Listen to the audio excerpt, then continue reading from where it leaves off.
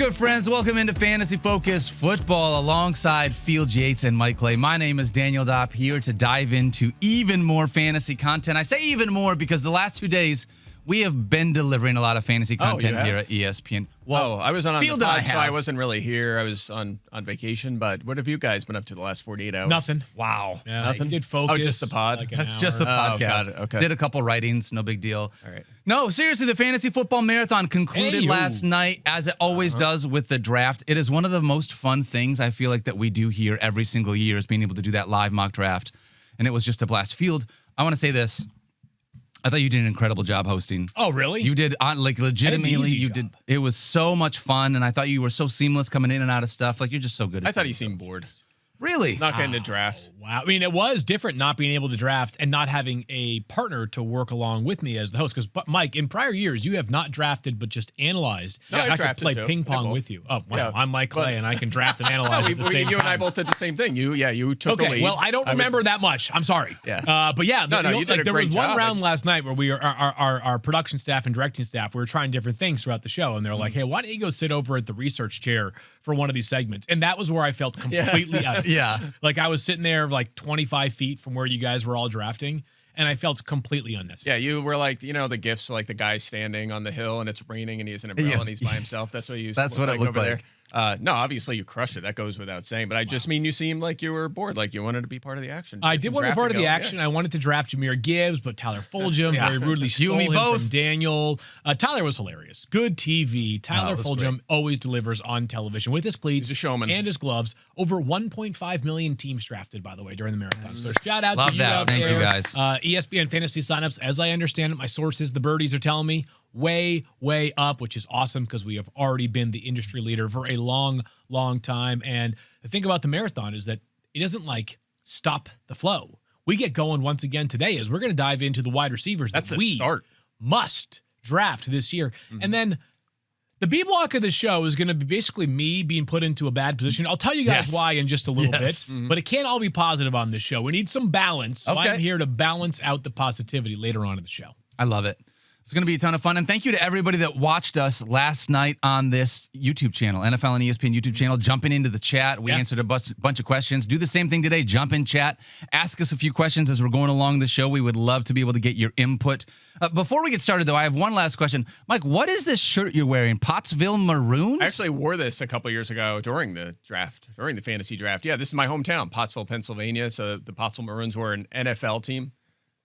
See it. Look at there you go. There you go. Nice. There's the whole thing. The Pottsville Maroons played in the NFL. This was an actual NFL football team a decade ago, but in 1925, so this is the 100th anniversary, they won the NFL championship. But you're gonna have to Google this because it's a long story. I could spend this whole podcast.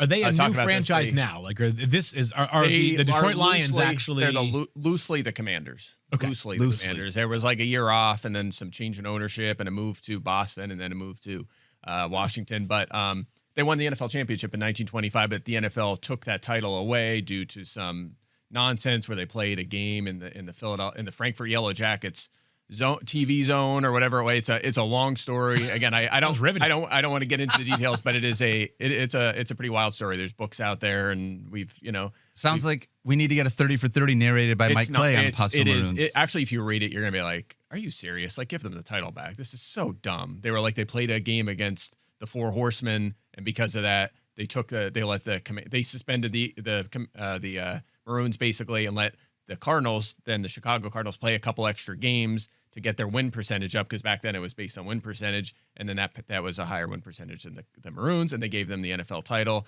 And back then Chicago was like, we're not claiming the title. This is nonsense. But then there was new ownership of the Cardinals when they moved to Arizona, and they were like, oh, we want that title. We'll take that. So they claimed it. Ooh. And now, you know what? The Cardinals haven't been competitive ever since. So karma. There's been the curse, the Maroons curse on the Arizona franchise. Sounds like I need to do a deep Wikipedia dive here on the Pottsville Maroons. That was the short story. There's a lot of details, but it is real. That was the short version, but it's a long story and it's ridiculous. So anyway, happy 100th to the Pottsville Maroons. You know what else is ridiculous? The idea that we're going to the Bahamas in just a couple of days, my friends. The ESPN Fantasy Football Ultimate Draft Weekend is back for year 2 from August 21st through the 24th in the Bahamas. Enjoy an oceanfront stay at the luxurious Baha Mar Resort and exclusive events like our one-of-a-kind Beach Combine. You get to mingle with celebrity guests and NFL players throughout the weekend, including Todd Gurley. He was really good at fantasy football. Golden Tate. Also really good at fantasy. Yes, and Kyle Rudolph. Then you get insights from your favorite ESPN Fantasy Football experts before drafting your squad at our epic live draft party. Cannot wait to be able to run it back and do that again. Shout out to Bahamas for hosting us and the Iceman League and all of the other people that are going to come out. yeah. It's going to be a ton of fun. Yep. 1 week away, we'll be heading down there. All right, we're going to dive into our top 9 wide receivers. Each one of us brought 3 wide receivers. These are the wide receivers that you must have in drafts. We're going to start in the middle field. I'm going to start with you. Yeah, Give me your must drafts, not our top 9, right? Yeah, must-draft receivers. Some of this is based off It's not of top cost, 9, yeah. So we are each bringing 3 I to just the wanted to table. be clear My that, bad. Yeah, I think, I don't know, and Christina, our producer, can maybe tell me now, do we have any crossover picks? Because I think we always submit a few more than the number we actually reveal. We had no crossovers, I am told, via Christina. Wow. So let's dive in. I'm actually surprised that the news for all first of us. one that I mentioned was not mentioned or not picked by somebody else, only because he's one of the trendier, like, you got to draft this guy wide receivers, because despite all the positivity surrounding Rome Odunze, his price has still stayed relatively controlled, right? Like, we're not talking about Rome Odunze as like wide receiver 22, which I think is a possibility of where he finishes this upcoming season. But one of the themes for me you're going to hear is young wide receivers, ascendant players, guys who have an opportunity to prove that last year, whatever that baseline they established, was far from the finished product of what that player can be. Odunze finds himself in a really good spot this year. So Odunze played like 88% of the snaps last year for the Bears. It wasn't a matter of whether he was on the field enough. It was a lot of things. His quarterback was in a bad situation because it was a failed offensive system. And Keenan Allen, who Mike recently reminded us was, 11th in target share amongst Bears? 120 targets last year for Keenan when he was on the field. So for this year, it seems very obvious that the pecking order in the Bears offense is going to be either DJ Moore and then Rome Odunze, or potentially Rome Odunze and then DJ Moore. Yeah. There were some flashes here for Rome this past season. 9th overall pick in the draft. A lot of pedigree, super talented player. The kind of guy who, like, all the buzz this offseason out of Chicago has been very, very positive about the player, the person Rome Odunze is. Just feels like your quintessential second-year breakout. Yeah, look, I agree. I think my only hesitation with him is ceiling in this offense with so many mouths to feed. I mean, there's a lot of Luther Burden hype as well since he's been in there. What if he soaks up 15, 18% of the targets, maybe more like Keenan Allen did? I mean, that's the only thing I'm worried about, because you're going to have to feed DJ Moore, and you spend an early first-round pick on Colson Loveland as well. I mean, there's a lot of mouths to feed in this offense. It's my only hesitation with him. Can we get from a 19% target share to 25, 26, and he needs that probably to be a I think I'm fringe tapping the wide Luther receiver. Burden breaks. You say that again? I think I'm tapping the Luther Burden breaks. Oh, yeah? Think so? Okay. I just think, and he's super talented. One of the big question marks about Luther coming out of Missouri was, like, are you going to be detail-oriented enough? And so, and Ben Johnson, not that coaches don't all talk about details, but Ben Johnson is a stickler. Like, if you need to be lined up 2 yards outside of the numbers and you're 1.5, he's going to get on you, right? And this entire coaching staff, by the way, is filled with people cut from that same cloth. You know Antoine Randall. I sure that do. Dude, was it JMO, who he cursed out last year? Yes. Like, he is not going to hold up. He is not going to allow players to be anything other than perfect. Luther's got to get that part of his game rounded out, because if he does, the stuff with the football in his hands is very good. Wouldn't surprise me, wouldn't stun me if early on in the season there is another Bears wide receiver who is playing about as much as Luther Burden is in 3 receiver sets. I do want to say this. I don't have a name, by the way, for that. Sure. It could be 12 personnel, too, because you have Komet and Loveland. So. Totally. Feels like this is one of those situations, and I think we go sometimes too far with this, where it's like you have a coach leave his team and go to another team, and it's like, this guy is going to be that guy's version of this, right? And the Bears, literally, we say that with everyone. Yeah. Luther Burden is going to be Ben Johnson's version of Jameson Williams. Yeah. Colston Loveland is going to be Ben Johnson's version of Sam Laporta. And it's like, guys, these are still unrealized rookies, and their offense isn't quite as far along as the Lions' offense is, where they're at right now. So I would just temper expectations. However, the excitement around all those players, I mean, it just feels like we're just going to have a rising Bears offense this year. And by the way, I do have it projected as Burden having a learning year, if you will, like a 10, 12% target share. Like, it's going to take him some time, and they're going to feed the other guy. So that's how it's projected for now. Last thing I'll say on this is you bring up a good point, Daniel, about Ben Johnson. And because he had such success with the Lions and with one quarterback specifically, we have this idea of what a Ben Johnson offense looks like, where I think maybe the brilliance of Ben Johnson is that, like, he's a talent maximizer. It's, okay, what do you do at a high level? Let's lean into that. Yeah. Let's stay away from the stuff that's an area of limitation for you. So did you see Jared Goff, like, design running very much? No. Of course not, right? He's a statue. Jared Goff throwing on the move a little bit because he can do some of that, but it's not like this is some of the stuff you see with Patrick Mahomes where they're constantly rolling right, rolling left, you name it. So I think there will be areas of this offense that look like the Detroit offense because they had effective parts of their game for sure. For sure. But you also might see Caleb Williams doing a lot of stuff that Jared Goff would never be asked to do, which is why assigning those archetypes to, like, who's the Amon-Ra, who's the J-Mo, who's the Sam Laporta can be a bit of a misleading exercise. You want to go next, Mike, or you, Daniel? No, bring it to Mike. Okay. All right. First one on my list is a guy. I mean, we've been talking about all these guys quite a bit this offseason, but Michael Pittman Jr. is on my list. It's just a value play in the 10th round of 12-team leagues right now, going later in 10-teamers. I know he's coming off a down year last year, which, he finished 41st. It actually feels way worse than that, considering. But the reason he hung in there is because he had a massive target share no matter who the quarterback was. And that's been a trend for 4 straight years now. And the first 3 years, he was a top 20 scorer at wide receiver each of those seasons. I'm going to be more nervous about starting him if Anthony Richardson is the quarterback. Hopefully he'll make some progress this year. But if Daniel Jones is in there, I feel that he can at least get the skill guys the football. We saw that early last season during 8 games with Daniel Jones. Malik Neighbors led the NFL in target share at 37% and averaged 17.4 fantasy points per game. That was 9th best at wide receiver. So I don't even need that. I just need, let's get Pittman into the wide receiver 2 or 3 conversation again. Yep. And we could start him in fantasy. The guy's just too talented to be going where he is in drafts. If Daniel Jones starts for much of this season, Pittman will be totally fine. Like, maybe there's not 1,500-yard upside, but this guy will be totally fine. I know that Daniel Jones is an easy target, and I have certainly been one of those people that has taken fire at that target in the past. Yep. That being said, like, he is a serviceable distributor of the football. We saw last top year. wide receivers. As Mike referenced, Malik Neighbors, Yeah. like, he can get the job done at a much higher level than we have seen Anthony Richardson do so far. What a fascinating dynasty conversation Michael Pittman Jr. would be, because you could probably get him for a bag of peanuts right now. And I think the Colts are definitely going to be in the quarterback market next offseason. That would suggest things could trend back up in 2026 and beyond for Pittman, who will still be in the prime years of his career age-wise, that he could be a guy that a year from now we're like, is Pittman a top? Like, right now he's probably like, what, wide receiver 40-something in Dynasty? Could it be wide receiver 26 by next year if things are looking better with the quarterback situation in Indianapolis? I wonder do you think we're going to get a chance to maybe see, can we just make the Archie Manning comparison either to the Colts because his uncle played there, or the Saints because his grandfather played there, or I guess the Giants probably don't need a quarterback because they just drafted Jackson Dart. The Browns seem to be the one that people want Browns to connect. Jimmy Haslam, of course, who owns the Browns, him and Peyton go way back to their days. He's a huge Tennessee guy, Peyton. Yep. Did you guys know Peyton went to Tennessee? I had no idea. Right? It's amazing. Breaking news. How about that? Weird. yeah. One of the colleges I knew. Stop. Bristol's there, Mike.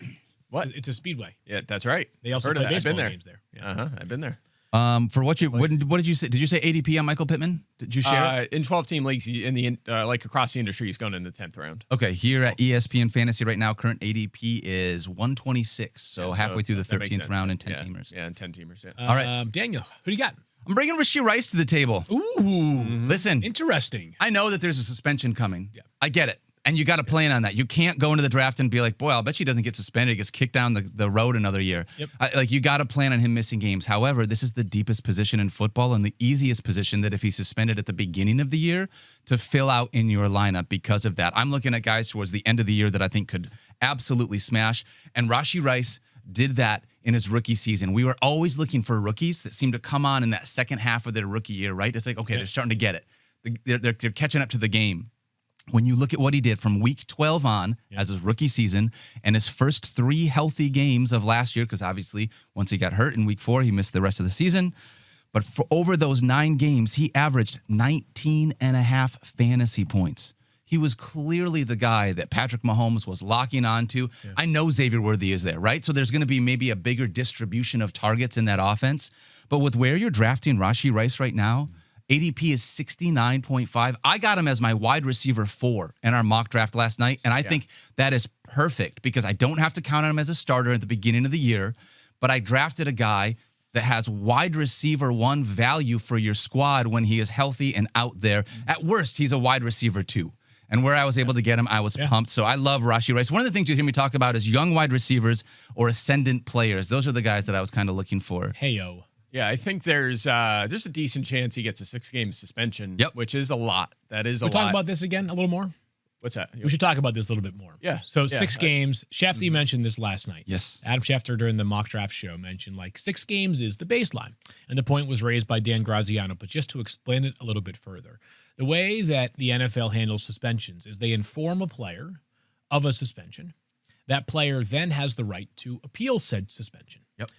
Before it's announced publicly, before the NFL distributes to all 32 teams, hey, Daniel Dopp has been suspended 4 games for whatever, for showing up late to work or something. They say, hey, Daniel, you're going to be popped for a 4-game ban. And Daniel has the right to appeal. Almost every player will appeal. Who handles the appeal for the players? The Players Association. Mm-hmm. You guys may have heard, and this is a little bit inside baseball, but the NFLPA is kind of in shambles right now. The executive director he resigned after some reporting from extensive reporting from ESPN and other outlets as well. So right now, the NFLPA's backbone's weaker than it normally is, and that might matter because in a different circumstance with an NFLPA sort of fully functioning, it might be, hey, it's a 6-game ban, but we find some middle ground, and it gets down to 3 or 4.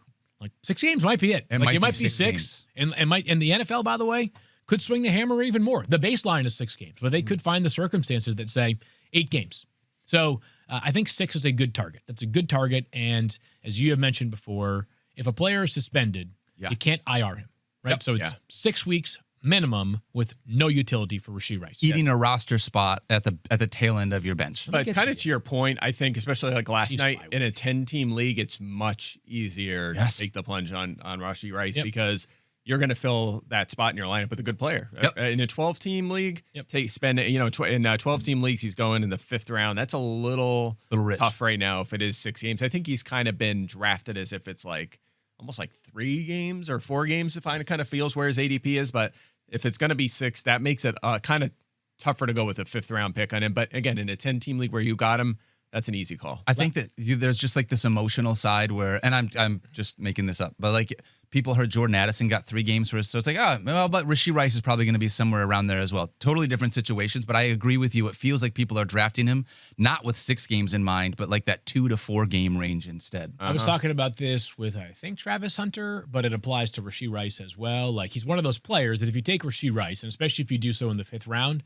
it probably decreases the likelihood that you can take a Travis Hunter or a Chris Godwin or a Stephon Diggs or guys who carry some true baked-in risk in different ways than Rashee Rice does, but still risk in their own right. All right, Field, back over to you. Yeah, Ladd McConkey is my next pick here. Okay. And Ladd is going in a tier of wide receivers that typically hovers around Tyreek Hill, Devontae Adams. I mentioned young, ascendant players, and I'm not trying to make this a Ladd versus Tyreek versus Devontae Adams conversation exclusively, but as of this moment, and this could change in 2 weeks for sure, there are some questions surrounding Devontae Adams and Tyreek Hill. Not Devontae Adams himself, but his quarterback, Matthew Stafford, still hasn't practiced yet this training camp, at least in pads on the field with his teammates. And Tyreek Hill, who I think we could have an entire podcast episode on, he's just a tricky one, right? I'll talk about him more later. But McConkey, to me, a guy who really feasted in the second half of last season. And yes, they have more talent around him this year. They obviously brought back Keenan Allen, who I don't think that Keenan Allen's going to take away all this work from Ladd McConkey. Keenan's at a very different stage of his career than he was when he was sort of at the peak of his powers in fantasy and going as a top 5 or 7 receiver annually. On top of that, Trey Harris, Keandre Lambert-Smith, these are rookies. They're going to have to find their footing a little bit this year. I think it's going to be the Ladd McConkey show. They get very little out of their tight ends, by the way. Ladd should challenge for 130 to 150 targets this season. Hey, look at that. Projections 140. Hey, right in the middle. I wasn't even looking at the screen. So somewhere in that range, maybe right at 140 for Ladd. A guy who also, and Mike has referenced this in recent podcast episodes, you hear Chargers and you think, ground and pound, Eagles West, right? No, this offense in the second half of last season did some shape shifting, and they became a more aggressive, pass-heavier offense, and not because they were trailing frequently, just because their mindset shifted. They started to let Justin Herbert cook, and while I know that Jim Harbaugh at his bones really wants to run the crap out of the ball, he has also made no mistake whatsoever about the fact that, like, or he has made absolutely, like, zero doubt about this. He thinks Justin Herbert is one of the most talented players alive, right? Like, he understands he's got himself a Ferrari, doesn't want to keep it parked in the garage. So Ladd, probably around 3 to 4 target in 10-team leagues, certainly has my attention. Yeah, I didn't love I feel like his value took a slight hit the last couple of weeks because Keenan Allen signs, of course, which might cost him, a target here or there. And then Rashawn Slater goes down for the season too, which is a tough one. But it wasn't enough for me to move him drastically. I think he still hangs in that same tier that you're talking about, but not the best week or so. For Ladd, by the way, still dealing with an injury himself. You don't want to see that kind of stuff before the season even starts. Yeah, for sure. So a couple weeks away from like that injury. If 2 weeks from now he's still not practicing, then we would have a different conversation. But by all accounts, Ladd seems like he'll be ready to go. Yeah, I'm not worried about that. Just as a question, and if you don't have this off the top of your head, it's okay. But 7. Do you know how many targets you have Keenan Allen projected for in this 7. Chargers offense? Because last year he had a bunch. Like we talked about, right? Like 120 targets in the Bears offense. He kind of, to me, he reminds me of, this is like an older throwback, but like at this point in his career, I see like visions of Anquan Bolden, where it's like this nice, safe target. Quarterback knows where he's going to be at. Find the soft spot in the zone. Yeah, 112 for him. 112. 140 for McConkey, 112 for Allen.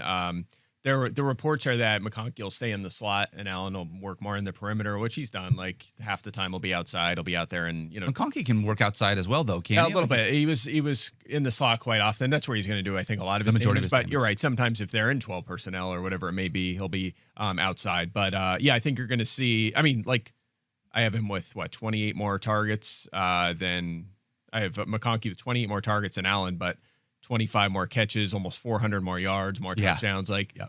I think Allen's where I took the target share from and distributed to Allen, which is like a 20% target share, which would be very low for him for his career.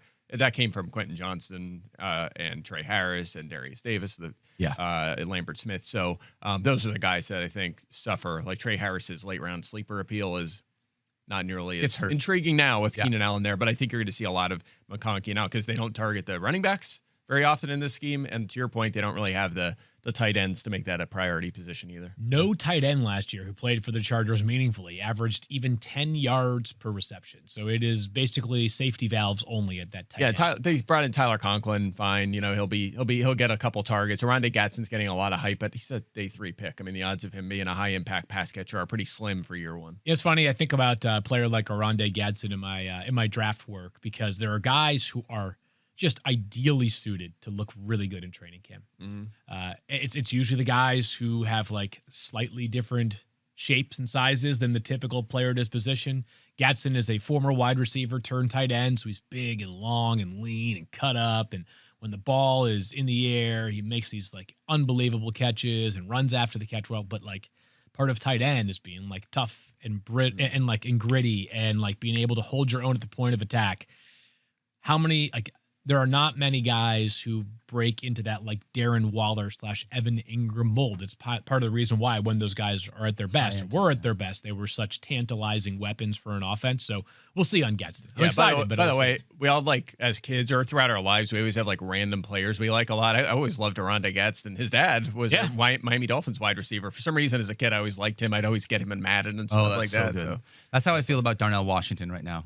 Just as a tight end, I feel like he's huge, right, for the Pittsburgh Steelers. Have you seen? 6'8" or something. Did you see? There's the screen grab going around right now. I think it was JP Acosta who posted it, where it's him lined up next to the Steelers starting left tackle Broderick Jones.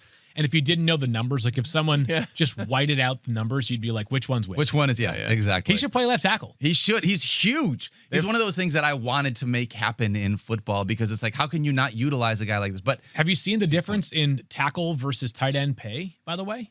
I can imagine it's pretty big. Yeah. I mean, the highest paid tight end is at like $19.1 million. The highest paid left tackle is Rashawn Slater at $28 million. Yeah, that's a big difference. And even just being like an average tackle gets you. Jalen Moore, the Chiefs signed him away from the 49ers this offseason, and he's already a backup after paying him, I think, 2 years and $30 million. Wow. Yeah. I think the Steelers are going to use a lot of tight ends. A lot of tight ends. They're 4 deep. They have 14, Hayward there as well. 14 personnel. Trade for Jonnu Smith as if they needed another tight end. Yeah. Who's your second pick? My second one is, again, guy I've been talking about nonstop over the last 48 hours, Matthew Golden in Green Bay, 4.29. I'm glad you brought him up. 40. What's that? Glad you brought him up. I'm glad you brought him up. Oh, yeah. He's Yeah. kind of just been lost in the shuffle a little bit on this show is what I would say. Yeah, like him a lot. Obviously, the breakout of Texas last season, super fast. I'll start with this. First of all, a lot of injuries around him on that depth chart right now. Jaden Reed is in doubt for week 1. Should be back early in the season, but in doubt for week 1. Christian Watson's probably out for 6 to 8 weeks, something like that. Who knows if he'll make an impact this season. Romeo Dobbs with the back injury in the last day or two. Doesn't seem major, but he's very clearly establishing himself as the number 1 receiver in Green Bay, which is to be expected for a guy that was selected in the first round. The pushback on him and the reason he is still a tremendous value, 12-team leagues, he's going in the 8th round. He's a first-round wide receiver with Jordan Love, who's one of the better quarterbacks in the NFL, going in the 8th round. And the reason you get as pushback is that the Packers spread the ball around. That's what they do. There's a reason they took a wide receiver in the first round and then took Savion Williams a little later, because they have a problem at wide receiver, and they knew that, and they haven't had an established number 1. They've tried. They've tried to give 20% plus target shares to Romeo Dobbs and Jaden Reed and Christian Watson and even your guy Alan Lazard at times. But the thing is, if you look at Matt LaFleur's offenses, in the past he had Devontae Adams. He featured him. He had Corey Davis in Tennessee. He featured him. Deep cut. Yeah, for sure. But I'm saying when he's had a guy like a first-round pedigree guy or a clear number 1, he's got them the ball. And Matthew Golden needs a 20-25% target share in that range to pay off this ADP with ease. So I think he's going to be a weekly starter this year, and his cost right now is cheap. I mean, he's such a good value. Short list for me of the biggest ADP, not even the biggest ADP risers because he hasn't gotten there yet, but the biggest risers in value this preseason. It's been kind of the perfect storm of things, right? I mean, all those injuries were not predictable. And if they hadn't happened, we'd still have some of the reservations you're discussing. Yes, they would have used the 22nd pick overall on him. And yes, he's a first-round talent. But if you have Jaden Reed on the field and you have Romeo Dobbs in the field and you have Christian Watson on the field, we're still going to have a little less optimism than we have at this moment. By the way, Jordan Love, non-throwing hand surgical procedure yesterday, non-throwing thumb, I guess it was. Yep. Sounds like no big deal for the start of the regular season, but just something to monitor as we get through the next couple of weeks. Do you think part of the reason, I've had a lot of people asking me about Packers wide receivers, do you think part of the reason why we haven't really gone in on them is because it feels sort of like last year? Is there one, obviously Matthew Golden is the first round pick, right? So we feel better about it. But last year it was is it going to be Jaden Reed? Is it going to be Christian Watson? I don't want any of those other guys. I only want Matthew Golden. None of them feel good. And Matthew Golden's coming off the board where right now in he's 8th round in 12-team leagues. 8th round in 12-team later leagues. in 10-teamers. Maybe it's probably not as egregious on ESPN because I'm, bumping Golden up the draft room because I like him a lot. But again, teams don't feature a number 1 receiver, and if they don't have one, they should have one now. I mean, that's the expectation. I know he's a first-round pick, and maybe there's some growing pains, but camp reports don't suggest that. It sounds like Jordan Love loves him, and he's been crushing it so far. And I'm in. I know that people are maybe out on Jordan Love from a fantasy perspective this season as a starter, but as a reminder, 2 years ago he was quarterback 5. If he starts running again, he'll be a fantasy starter. Yeah, the thing is that when I hear that, and you are not making things up, Daniel. It's also that there's only 10 or 12 quarterbacks that are starting in most leagues. Yes. Right? So and by the way, 5 of those are unequivocally elite, right? We've talked about them a million times, but Josh, Lamar, Jaden, Jalen, and Joe. You can call them by their first name. That's how good they are, right? By the way, did you guys know Joe Burrow was second in fantasy points per game amongst quarterbacks last year? I would. He was third. Third, I'm sorry. Yeah, but still, right there, it was really close. Yeah, we've had this conversation, though. I tell you what, sustainable? That's the question. Yeah, for sure. Yes. Yesterday was just a beautiful, perfect storm into that social media world because my quarterback rankings went up, and I did a couple of the morning shows, which, of course, have very passionate, engaged audiences. And we've talked about it on this show 9,000 times, right? But, it was, how on earth do you have Josh Allen as quarterback 4? And I was thinking, I was like, you know what? I know that when I put my rankings together, I've said it a million times, I don't really care what the order is, but there was a reason why I had Jaden up there. And Josh Allen is amazing. He's unbelievable. He also went absolutely bonkers down the stretch last year. And for much of last season, Josh Allen was a little, there was a time last year where you were kind of damn, Josh. They rolled back his volume for sure. There was a massive dip in overall usage. 3 straight years. Yeah. you were pointing at yourself like, yes. Yeah, because I feel like that game against the Detroit Lions where the two teams scored basically 100 points. Yeah, it was that in the Rams game, back to back. It was just, he had an unbelievable, wasn't it the most fantasy points a quarterback had over a 2-game stretch in NFL history? Ever. Yeah. And by the way, like that points per game number, like if you take, and Josh played in week 18, took 1 snap. So he gets credited for 18 games played, but he only played 17. Like Jaden Daniels had 2 games that he basically hardly played. Jalen Hurts left a game early. The points per game numbers are important, but also just if you look over the course of last season, Lamar was clearly the best out of all of them. I thought that Jaden and Jalen got to peak upside with a little more regularity than Josh did, and that's why I have him as quarterback 4, but nobody actually cares about context. You're up. All right. My next wide receiver, I want to give you his best 8 games from last year, okay? These are his best 8 games from 2024. I'm going to start at the bottom. 13 fantasy points, 14.4, 16 fantasy points, 17 fantasy points, 22.6, 24.4, 24.5, and 26 fantasy points. I take all of those numbers as a starter, right? Yeah. That's Jameson Williams coming off the board right now in the 9th round of drafts. People look at J-Mo as a boom-bust player for a good reason, right? We watched him be that in this Lions offense to start his career. He definitely had a rocky start. Mike, I feel like he's one of the exceptions to the rule when you talk about guys that didn't do well as a rookie in fantasy football, but then sort of figured it out. Circumstances there. Yeah. Yes, he had some different circumstances. But last year, they started to finally unlock the speed and all the things that Jameson Williams was. Yep. I think this year, training camp vibes and the buzz around the way that they're going to utilize him more in this offense is even higher. I know that there are more mouths to feed in this offense than a lot of other offenses in the NFL, but Jameson Williams has a skill set that very few people in this league even possess. You can get him the ball, whether it's 60 yards deep or give him a 10-yard crosser and watch him take it to the house from there. I love him as a guy. I'm not drafting him usually as a starter, but he is either a flex consideration or a really high-end wide receiver 4 that I think can deliver even better value than that in one of the best offenses in the NFL. And you're not paying a premium. Like I said, right now ADP on ESPN is 80.5, so right at the beginning of the 9th round. I love J-Mo, who's still ascending in this offense. I've been saying this, and you can put as much or as little coach speak into coach speak as you'd like. It feels like one of the steadiest drumbeats of the offseason has been every corner of the Lions organization being like, holy crap, watch out for J-Mo. Yep. That seems to be something that they are all aligned on. Now, does that mean that it'll turn into production? It doesn't guarantee anything. The interesting part about J-Mo, can you read those top 8 games from last season as well? Yep. Worst one was 13, then 14.4, 16, 17.7, 22.6. 24.4, 24.5, and 26 fantasy points. Okay. Yeah. So he definitely put it together there. It's the question is just, as you said, consistently. Will he do it consistently? But yeah, right. I mean, the targets and anybody? catches weren't where you want them to be for a fantasy starter, but the yardage was, and the fantasy output was top 25 because of he was elite in every efficiency category. Yep. But here's the thing. It's one of the best offenses in the NFL. We expect that to sustain even without Ben Johnson, when some offensive line changes in the middle. Little dip, you think, or what? Little dip, a little right? bit. I think it could. Dip? I think it could Yes. knock efficiency a little bit. I mean, there's clear question marks at guard and center. I mean, very clearly. Center- There's uncertainty. Center, very specifically. Yeah. Losing Frank Reich now, he's an all-pro. That's going to be And really the guards tough. are uncertain too. They've been backups. I mean, Yep. you know, it's Or rookies, It's a change. Or rookies, Tate Ratledge. Exactly right. So, Will Jared Goff but- fall down and throw a touchdown pass this year fall down on the same play? Stumble They might bum not have time and- to do it this year. Might not have time.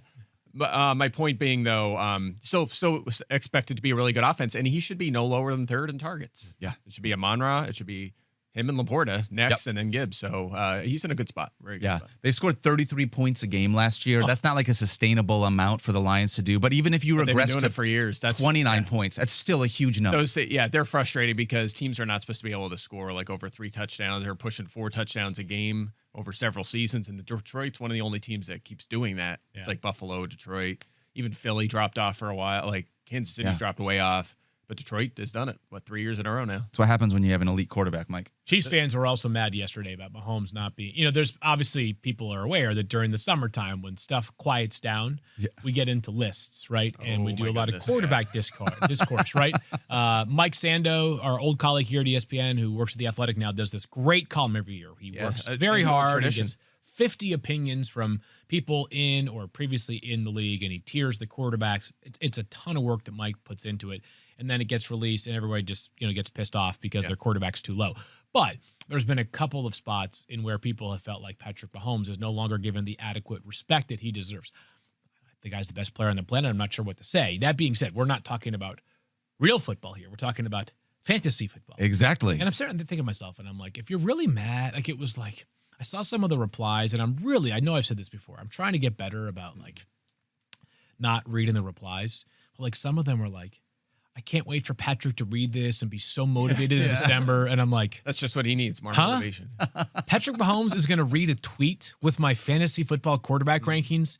And then like, January 17th, playing a huge game, down 4 points to the Buffalo Bills in the AFC divisional round. Be like, God damn it, Field Yates had too low in his quarterback rankings for fantasy football back I hope in that August. happens. I want to admit it. I got this. I've summoned the strength here. No, like I love Patrick Mahomes. The guy's the man. He's the best player on the planet. Like We need him to come out of the tunnel wearing a shirt, right? Like the Bucks Jags offensive line? number 32 or something like that. Ranked 31 out of 32 or something like that. And then Didn't they go on and to they were finish, like worse than that somehow. Yeah. 3 and 14 the following They year. just continue. They must still think that because they just continue to not address their offensive line. I don't know what's going on. This is years now in Jacksonville where they're just At like, least they have Travis Hunter now. My last pick. You guys ready for it? Yeah, bring let's it. go. This is very Stefano of me, Ricky Pearsall, though. But he finds like himself in a really good spot, right? This he is does. a player who, 31st overall just a year ago, did Ricky Pearsall. So a late first-round pick, a guy who was an absolute baller in college at both Arizona State, played with Jaden Daniels, by the way, and then at Florida as well, a superior athlete. This guy is a sick, sick athlete. And last year, down the stretch, you got a couple of opportunities, and he did ball. Like, we saw a couple of flash games from Ricky Pearsall. Oh, yeah. Where, like, when Ricky plays well. He should play because they have nobody else there right now. As a matter of fact, the healthy wide receivers in San Francisco are hard to find. Juwan Jennings dealing with this calf / maybe a contract. Even their 4th-round pick this year, Jordan Watkins out of Ole Miss. He is now dealing with a high ankle sprain, going to miss probably a month. So they have, obviously Deebo Samuel no longer is there. Brandon Ayuk. Kyle Shanahan said, week 6 was like a rough target. Could be week 5, could be week 10. I got to be honest with you. I was totally nonplussed by that. Maybe we'll see him at some point late in the season. That's my operating assumption on Brandon Ayuk. I have not adjusted my rankings because of that news on Ayuk. Pearsall should be the man along with Juwan Jennings. Agreed. He should be the man. Yeah. He's Like a him. great route runner. He's got a sick catch radius. College football ball knowers remember his catch against Charlotte 2 seasons ago.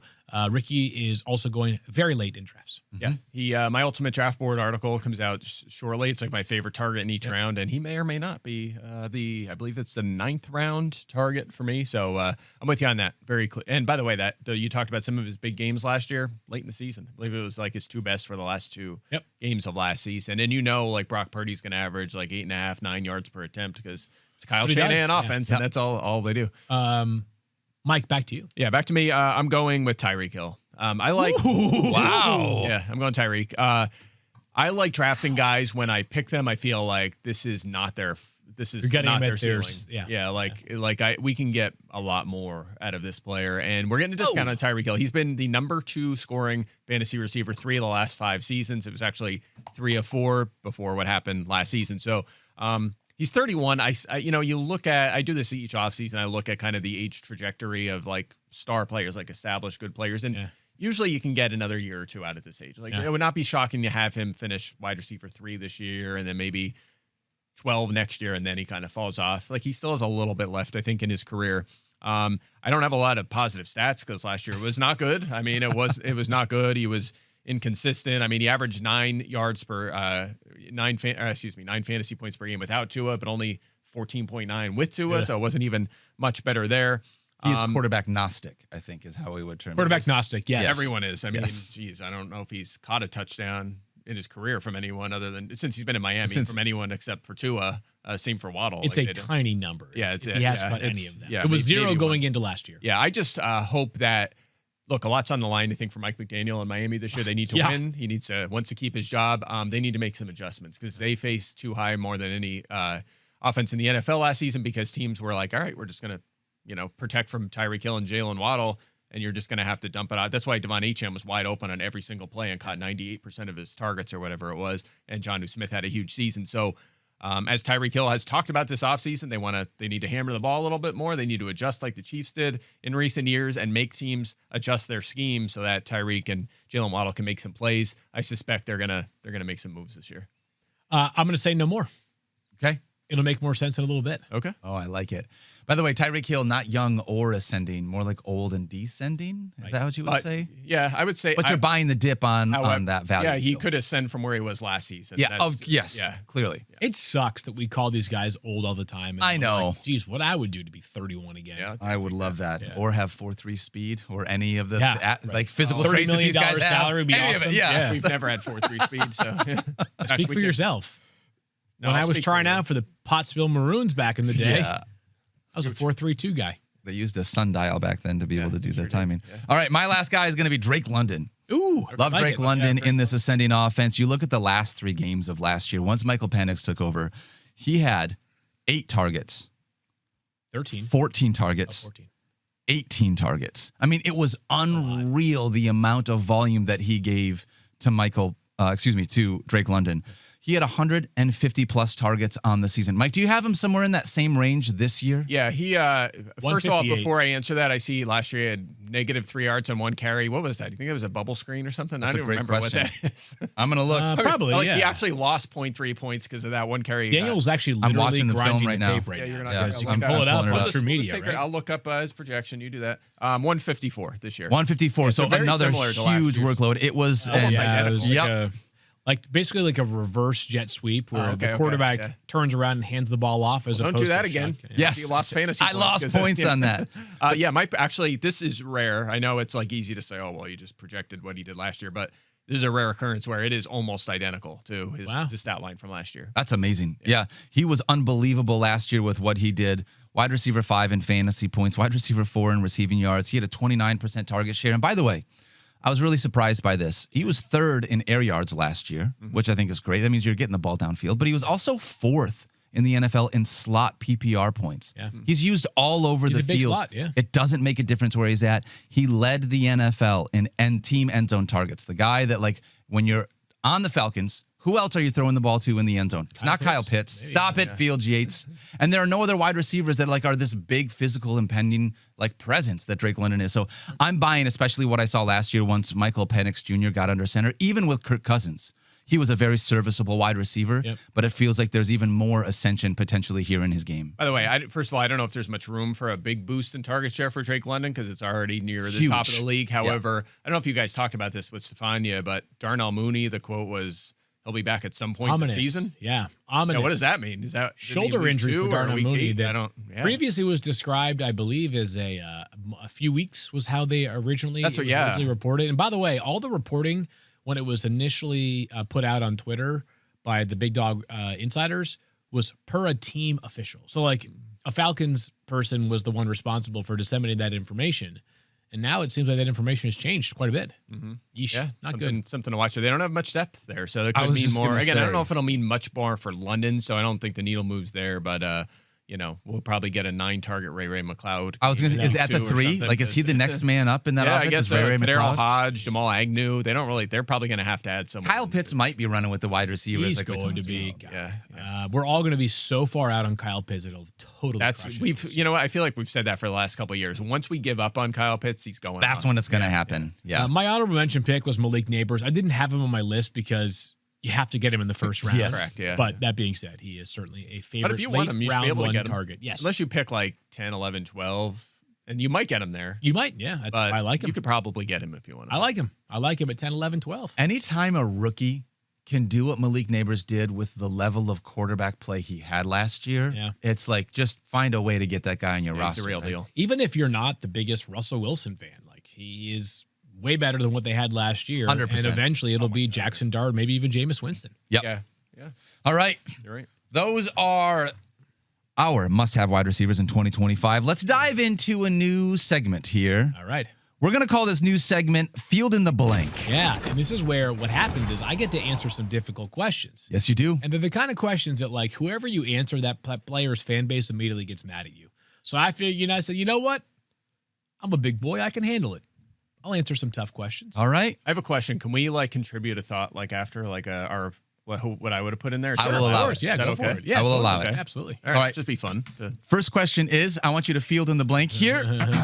The wide receiver whose ADP is within the top 10, who will finish outside the top 15 is...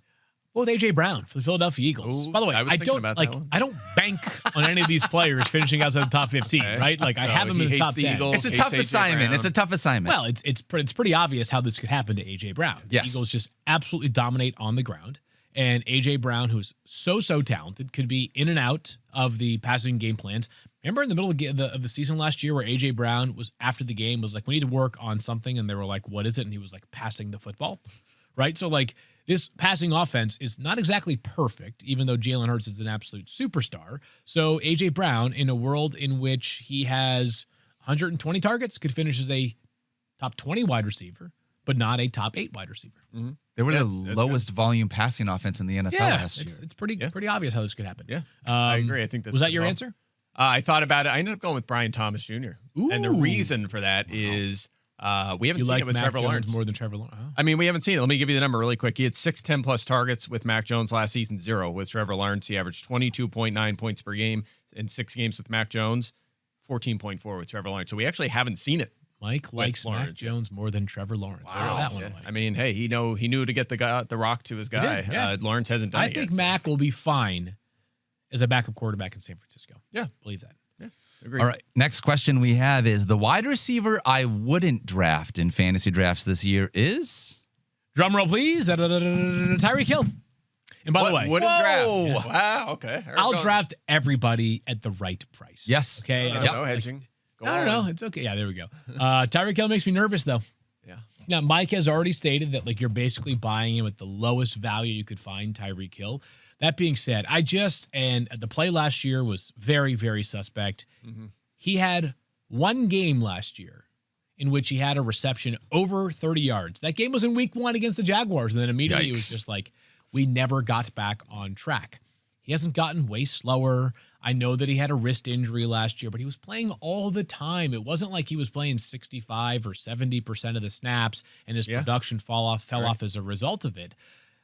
This Dolphins culture right now and just the organizational vibes are very bizarre at this moment. I can't tell if Tyreek Hill, when he's at the microphone, is always just being goofy and funny, and that like maybe some of the potentially perceived tension between him and Tua or him and Mike McDaniel is fake, and he's just doing this for clicks and for attention, or if maybe there is like a little bit of Tyreek fatigue inside this building right now.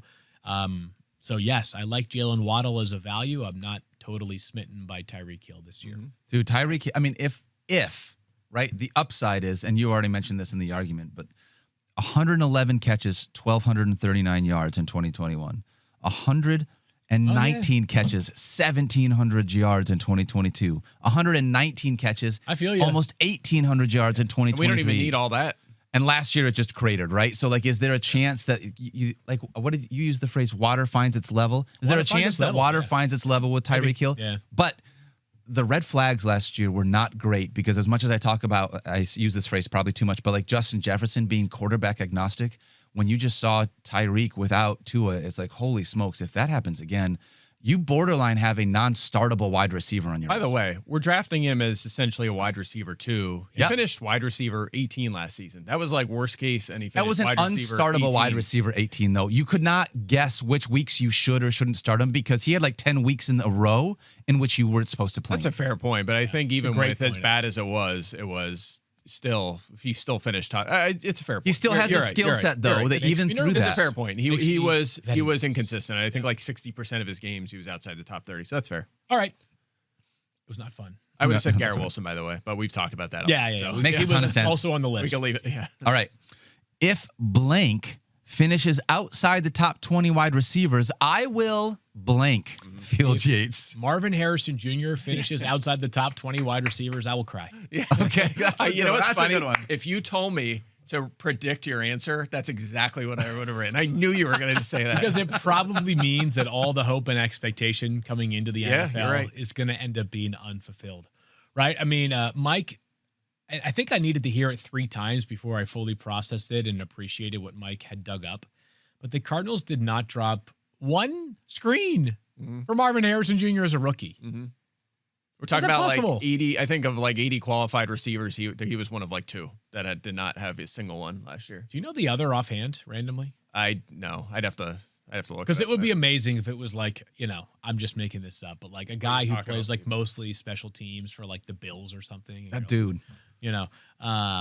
Yeah. So like Matthew Slater for the Patriots, who wasn't even playing last year, but it's like he didn't get one screen attempt. All time great special teams player though, of course. Oh, sure was. A GOAT. Was there anyone else that was close in this one? This was probably the answer that I had came together. Like I got the quickest. Yeah, I mean, listen, if you finish outside the top, if he's like wide receiver 21 and there's just an embarrassment of riches at the position. Of course.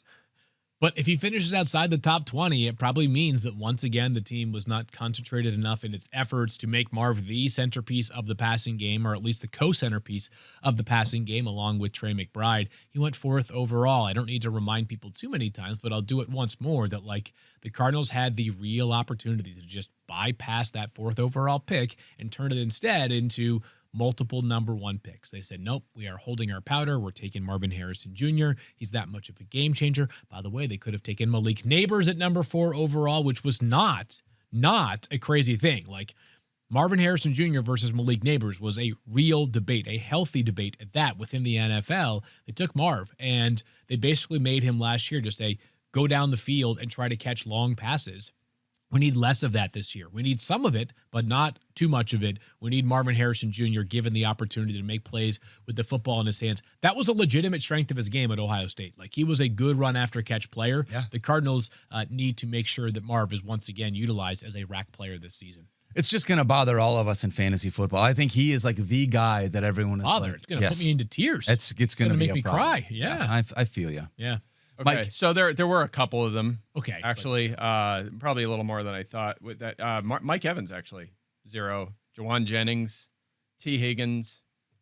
So there's a couple. There's a few more than I realized. However, those Those guys kind of make sense. They didn't also have a problem getting involved in their offense. Right. We talked about this the other day where it's like, from the basketball analogy, like, hey, you know what? I'm 0 for 6. Like, let me just get to the line, get a couple freebies, right? Yes. Give a guy a freebie at the line of scrimmage. Let him do things with his legs. Well, yeah, it's those like- guys did fine otherwise. Exactly. Harrison, Yeah. the It's efficiency was like, not good. You needed solutions. totally. Yeah. So anyways, I will cry. All right. Can I give you one in this, because this is my favorite one to answer, because I have a good one for you. Oh, good. And this is a little if you watch the end of FF Now, I kind of foreshadowed this because I was researching how to be negative. Well, let me read it first. If Jamar Chase finishes outside the top 20 receivers, I will be not as surprised as most people. What? So hear me out on this, okay? And I would not have picked this up, I don't think, if not for that segment where I had to be negative on Jamar Chase just for fun. You're welcome. You're welcome for that. Check out the number 1 scoring receivers from the last 6 seasons. Okay. So 2023 to 2017. All right. Tyreek Hill. We're starting with Tyreek Hill going back to 2017. Okay. The next season, he fell by 146 points. Michael Thomas fell by 291 points the next season. Then Devontae Adams drops by just 14. That was actually great. That was good. Then Cooper Kupp dropped by 239 points. And then Justin Jefferson fell by 166 points. And then CeeDee Lamb last year, 140 points. That's a last 6 number 1 scoring fantasy receiver. So I didn't like that. I think Makes me sick to my stomach. I know it's wild, but I think Bajan and no. But here's the thing about this, and I've talked about this before.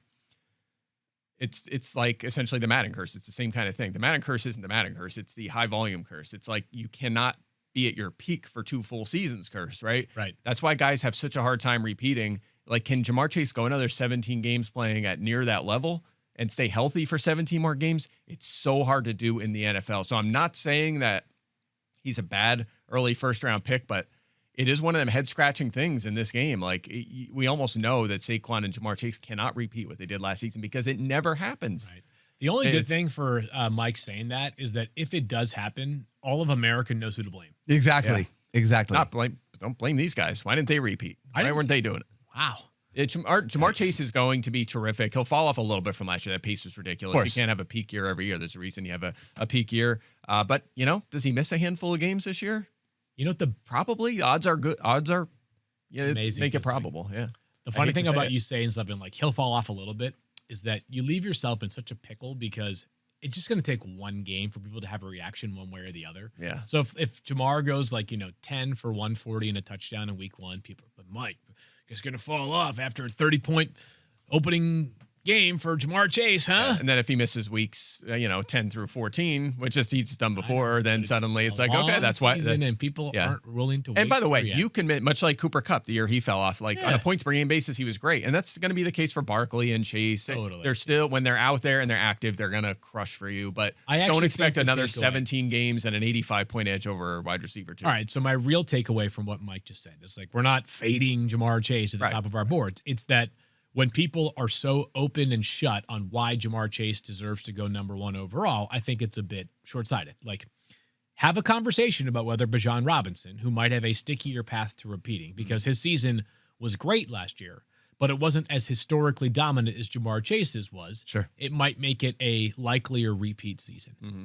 That's fair. For what it's worth, I just want to say this, Okay. because you're talking about regression. Jamar Chase's 3 best games last year, 41.3 fantasy points, 45.1 fantasy points, and 55.4 fantasy points. He should have, I could see him having 1 40-point game, and that's still incredible. Hard to do. The Yeah. idea that he had He'll still be 3 great, of them last year, though, you definitely feel like some regression is coming. All right, we got 2 more here for you, Field Yates. 2 more. Oh. Yeah, well, we got one from our YouTube chat. The comeback story wide receiver of 2025 will be Chris Godwin. Patience is going to have to prevail. I want that. obviously. I want that to And there's happen. so much ambiguity about when he'll be back on the field for the Buccaneers. My feeling is this: I'm just going to make up numbers here. Let's say it's week 4 that he comes back. Week 5 that he comes back. He misses the first 4 games. Okay. By week 8 of the season, like a month into his return, do you think he's going to come back and be utilized as like their 3rd or 4th wide receiver? I think the guy's going to be playing a ton of snaps, and he was wide receiver 2 when he got hurt last year. Mm-hmm. Yeah. I get it happened in probably just before the halfway point of last season. So maybe if it had been in November, we would have had him more entrenched in our brains as wide receiver 2. But Chris Godwin was doing Smashing. Puka Nacua on juiced up version of Puka Nacua stats last year. Like he was balling was Chris Godwin. So yeah, I think that Chris Godwin, if you can wait a little bit here and be patient, use that IR spot to your advantage, like you could have a guy that's an absolute lineup fixture for half the season or more. We already talked about this a little bit when I had mentioned Rashee Rice, but just to reiterate though, if when you are drafting, your lineup or roster construction has to be slightly different if you're going to target someone like Chris Godwin, doesn't it? I think you just have to be a little more risk averse with your other. At some of your other wide receivers. Right? The nice thing is, dude, I got great value on Rashee Rice and Chris Godwin and Cooper Kupp. It's like, well, you took a guy who's suspended, hurt, and old. right, at least with Chris Godwin, he can go on the IR slot, and then you can still grab someone off the waiver wire, which can help you there. No doubt. Yeah. A couple others, I think I mentioned Tyreek Hill. CeeDee Lamb, if he gets back to the elite, could be. Chris Olave, think's an interesting one. Yeah, quarterback For sure. question mark, but for sure talent. Possibility. And then from a fantasy perspective, only specifically to fantasy, if he does come back in week 7 and on, like Rashee Rice certainly could be. Absolutely. I mean, we could be ranking him as a top 10 Wide receiver receiver 5. next year. Yep. So 100%. he's a name to think about too. I feel this one comes from our YouTube chat. If I had to choose between my washboard abs or luxurious hair, I would choose. Well, right now I'm not feeling the washboard abs. As a matter of fact, I'm feeling dad bod these days. What? No. You've got got a dad bod. Just telling you, I don't know. I could use, I'm the one who's been slacking lately. I got to get back to it. But. I'm not gonna what? say anything. I'll tell you what. The hair seems to be the thing these days. I gotta decrease the volume, not of the hair, but of the times that I run my hands through my hair, because what happens is I feel one hair come across my face, and I think that like a whole patch of hair has come across my face, so I push it back, and then someone's like, "Dude, stop touching your hair." Yeah. Honestly, but here's the thing: unless you have long hair, you don't understand what that feels like. I don't. It feels like someone's tickling you. Yes, it does. Or So there's like that's something that's why- like, what's on my face? I got to do something with that. I know you're not just like doing it because you're like, look how pretty I am. Yeah, so I am going to. I'm still working on it. I'm relatively new to this long hair game, so I tried today on the show to not do it until I just was demonstrating. Yeah, that's 30 seconds ago. But I'm trying to get better at it, and if that means that I'm spending half the show thinking about why someone's tickling me right here, then that's the price I have to pay. Stop. Don't let chat or anybody make you feel bad Internet's about so it. mean. Honestly. Guys, this is a ton of fun. You ever do this? You just like catch yourself. I catch myself doing that. When my sometimes. beard was longer too, like Yeah. I will do this and just because you play with it. I don't want to, but especially when it's like longer, Yeah, I will. sometimes I'm just thinking, just sitting here listening to the wise words of Field Yates, and I'm just like this. I'm like, I gotta. And then I'll look in the That's mirror. one I can't relate to. No, I'll notice though that like I've pulled it in like a direction, so like my beard is like a little bit off, like off. That's why kilter. mine's gray. Actually, it's from Is that pulling what at it is? It's not from old age. Don't worry about that. All right, we got 2 mailbag questions from our YouTube Okay. chat, Do it. so let's Okay. pull those up. Very excited to be able to answer a few of these. And thank you so much for hanging out in the chat. Guys, Yeah, we you're love the it. best. It is so much fun. This one comes from Scott A. I would like to know which sophomore receivers we expect to have the biggest drop-off from last year to this year. Goodness. Biggest drop off. I mean, Sophomore wide receivers. you know, when you're at the top, you have the furthest to fall. So Yeah. Malik Neighbors, but I don't believe he's going to regress. I mean, I talked about Brian Thomas. I mean, he was third last year. Brian Thomas, is he the wide receiver as a sophomore that maybe has the most target competition based on what happened this offseason? And I don't want to say competition, but like Travis Hunter and Diami Brown, which like they paid pumped him- about that signing, $10 million. yeah. I don't have an obvious answer.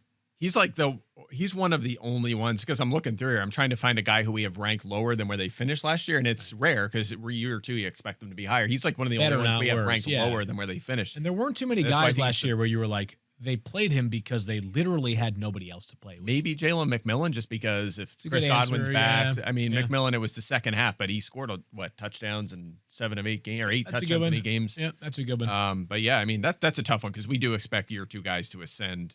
Yeah. I don't know if I have a better answer than that. Yeah, it feels like Brian Thomas is probably like the main answer, unfortunately. All right, that was a great question. Thank you so much, Scott. We got one more that we are going to dive into here.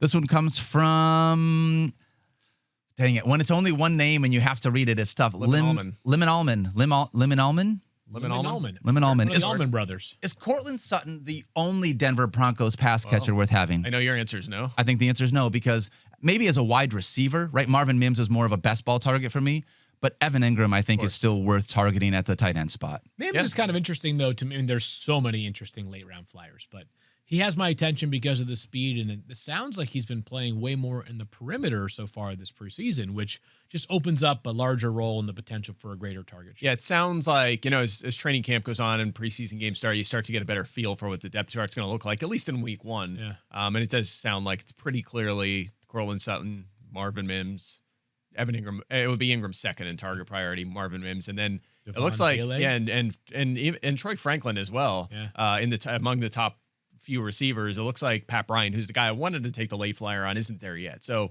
that might be a Doesn't surprise me. during the season sort of development maybe for him. He gets some opportunities because there is an opening there, but he has not established that just Troy yet. Franklin was a second-round pick last Fourth year? round. Fourth round? Yeah, Okay. Out of All right. Oregon, yeah. Yeah, they've been just taking kind of them flyers. Mims was the second rounder, but since then it's like day 3 picks. Vele is an older player. A3 pick, yep, as well. Yeah. An older player. So, All right. yeah.